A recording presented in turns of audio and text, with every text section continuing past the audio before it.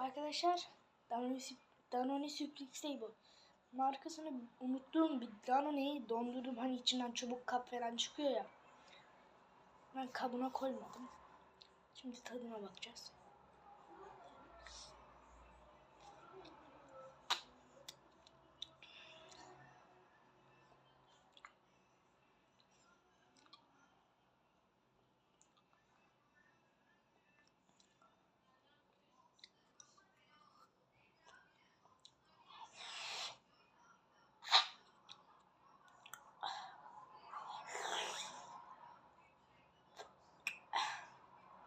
Tadı çok güzel.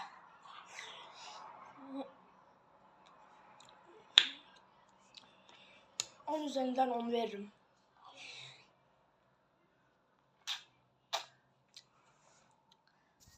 Arkadaşlar videomuz bu kadardı. Kanalıma abone olmayı, like atmayı, sizi seviyorum. Görüşürüz.